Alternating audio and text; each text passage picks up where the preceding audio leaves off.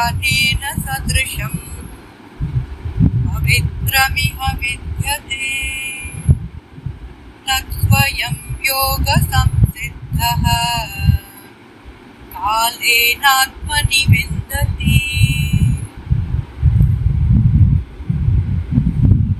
ఈ లోకంలో దివ్య ఆధ్యాత్మిక జ్ఞానం ఒకటి పవిత్రమనర్చున్నది వేరేమీ లేదు.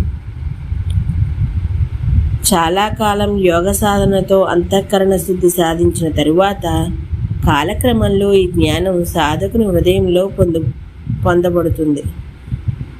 ఒక వ్యక్తిని పవిత్రమనర్చిన ఉన్నతమైన స్థితికి తీసుకెళ్ళి ముక్తిని ప్రసాదించి మరియు భగవంతునికి దగ్గరకు చేర్చే శక్తి జ్ఞానానికి ఉన్నది. కాబట్టి అది మహోన్నతమైనది మరియు అత్యంత పవిత్రమైనది. కానీ రెండు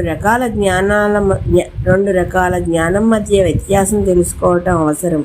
ఒకటి సైద్ధాంతిక పుస్తక జ్ఞానం, మరొకటి ఆచరణాత్మక విజ్ఞానం.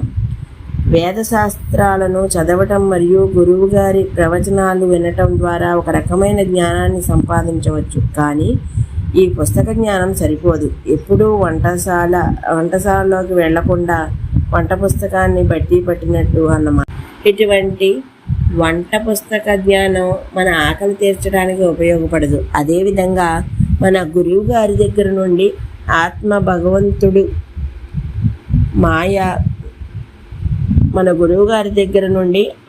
భగవంతుడు మాయ కర్మ జ్ఞానం మరియు భక్తి విషయాలను నేర్చుకోవచ్చు. కానీ ఆ మాత్రం చేత ఎవరూ భగవత్ప్రాప్తి నొందిన మహాత్ములు కారు. ఎప్పుడైతే ఆ పుస్తక జ్ఞానం ప్రకారంగా సాధన చేస్తారో అది వారి అంతఃకరణ శుద్ధి చేస్తుంది. అప్పుడు ఆత్మతత్వం మరియు దానికి భగవంతునికి ఉన్న సంబంధం హృదయంలో అంతర్గతంగా ప్రకటితమవుతుంది. పతంజలి మహర్షి ఇలా పేర్కొన్నారు: యోగాభ్యాసం ద్వారా అంతర్గతం పొందిన విజ్ఞానం అనేది శాస్త్రముల అధ్యయనం ద్వారా పొందిన పుస్తక జ్ఞానం కంటే ఎన్నో రెట్లు ఉన్నతమైనది. ఇటువంటి అంతఃకరణ విజ్ఞానం అత్యంత పవిత్రమైన మహోన్నతమైనదని శ్రీకృష్ణుడు కొనియాడుతున్నాడు. ఈ రోజుకి ఇక్కడితో ఆపుతున్నాను. మిగతాది రేపు చెప్తాను. అంతవరకు ధన్యవాదాలు.